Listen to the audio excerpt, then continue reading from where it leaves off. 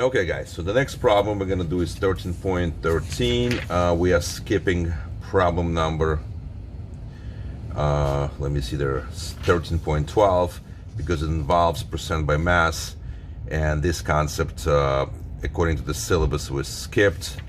So I'm moving now to example 13.13, and that would be on page here 13, chapter 13, page 586.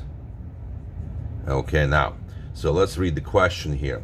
So this looks like a complicated problem, but in the reality, if you logically break it up, it becomes a relatively trivial problem. So the problem, this is the problem now, is stated as follows. Large amount of sulfuric acid, H2SO4, are used in the production of phosphate fertilizers. 2.324 molar H2SO4 solution has a density of 1.142 grams per milliliter. How many grams of solvent water present in 25 ml of the solution? Okay, the way I will solve this problem is that I will first state now certain definitions here. I know that solution is made of the solute plus solvent. Okay, so what I need to find now here, what they want me to find is they want me to find the milliliters. Let me see, how many grams? My bad. So they want the grams of solvent. That's what they want.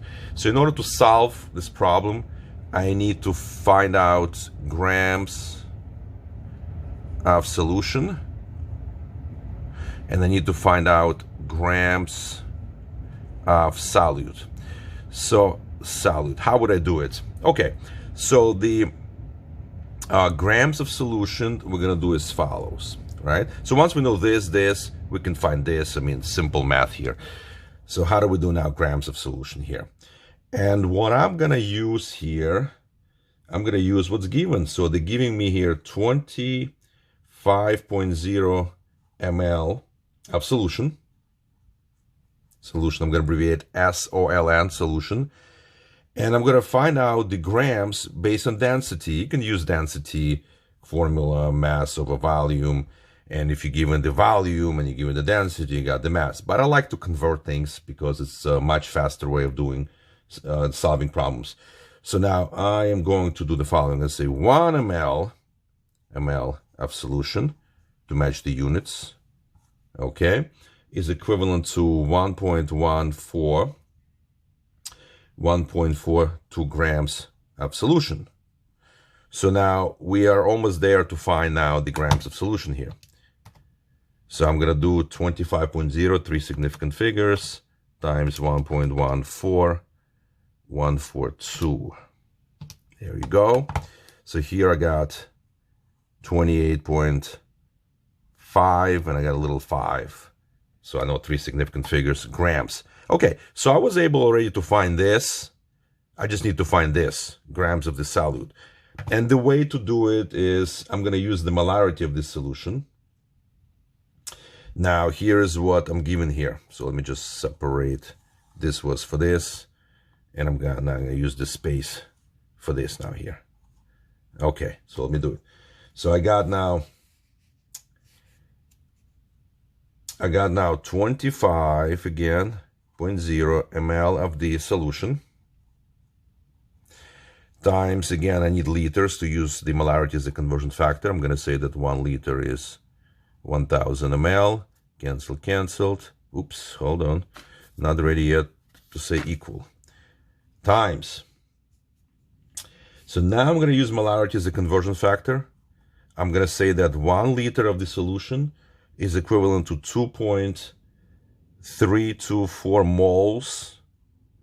moles of the solute. Remember, we've talked about it already, how you take the molarity and unpack it and just represent it into different terms, like moles of the solute over the liters of the solution. And the next step will be of H2SO4, of course. And the next step, I just have to convert now 1 mole of H2SO4, because remember, eventually I need the grams of H2SO4, the grams of the solute. Remember the grams of solute, which is H2SO4.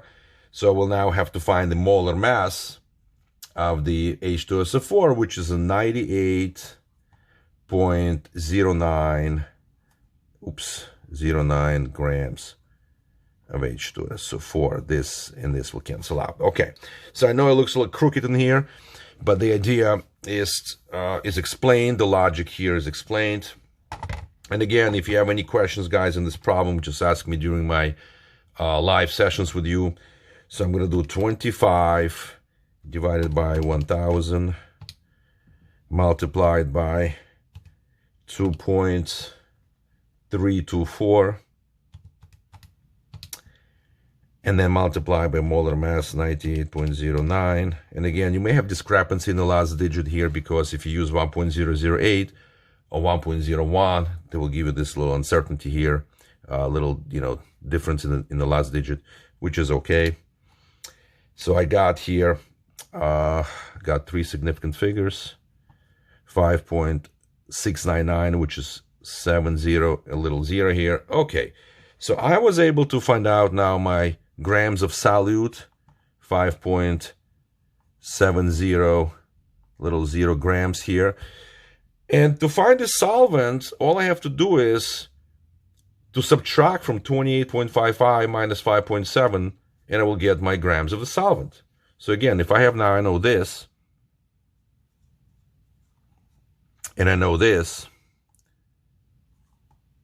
hold on, 28.55, right? 555 should be lowercase. Grams. So this is whole, part. You need to find one of the parts. So you just take from the whole little part in here, and you're going to find this. So you can make this one as an X.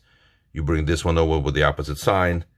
Or if you want to use algebra here, the way you guys being taught, if this is X, you just subtract both sides 5.70. You're going to get rid of this from this side, and this will be negative 28.55 minus 5.70 will be on the other side. So let me just do it real quick.